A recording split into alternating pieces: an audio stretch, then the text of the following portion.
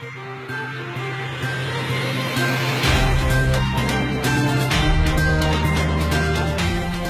Dhaka court sentenced death to the former chief of military intelligence and top opposition leader Tariq Rahman to life imprisonment. As the probable time of the national election in Bangladesh is getting closer, the political situation of the country, as well as its human rights condition, is getting worse. In a recent speech from London, exiled Bangladesh opposition leader Tariq Rahman has accused the Sheikh Hasina government of state terrorism and called for national unity to get rid of authoritarian government and to restore democracy in Bangladesh.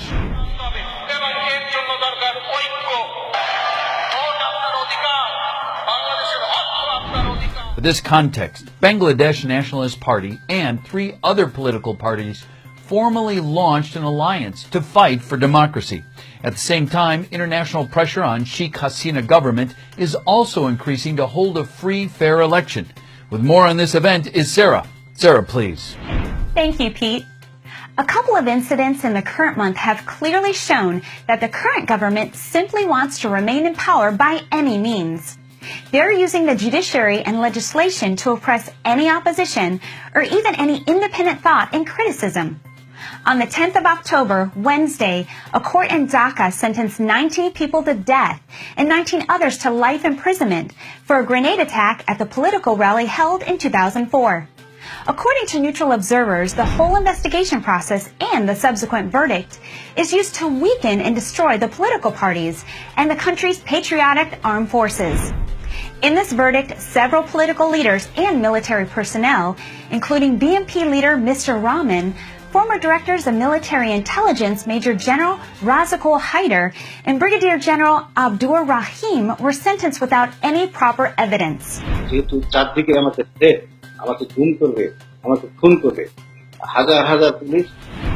In recent years, the judiciary of Bangladesh has been proven to be the most effective tool used by the government party Awami League to kill, imprison, and silence opposition. A recently published autobiography of former Chief Justice of Bangladesh, S.K. Sinha, who resigned last year amid intense pressure of Sheikh Hasina government, also reveals this fact. Over to you, Pete. Then the Prime Minister raised the issue that you have to deliver judgment in my favor, in our government's favor.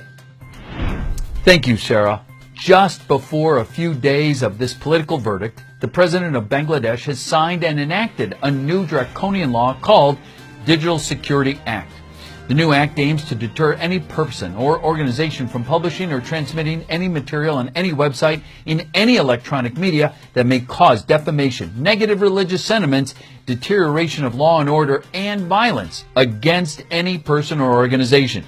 The United Nations Human Rights Office has already called for an urgent revision of this so-called Digital Security Act in a bid to ensure checks and balances against arbitrary arrests and other undue restrictions.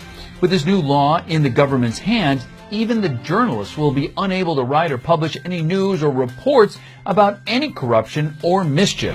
এই যে কর্মকাণ্ড তারপর এখন যারা digital আইন pass করছে এটা কোনো আইন হয়েছে সম্পূর্ণ সাংবাদিকতাকে পুলিশের অধীনস্থ করা হয়েছে একটা পুলিশ অফিসার ওনাকে ধরে যে কোনো সময় অ্যারেস্ট করতে পারবে he is editor or anybody it doesn't matter On the context of these 2 recent incidences, along with ongoing human rights violations in Bangladesh, the international community and its trading partners are now seriously concerned about the future of this overpopulated South Asian country.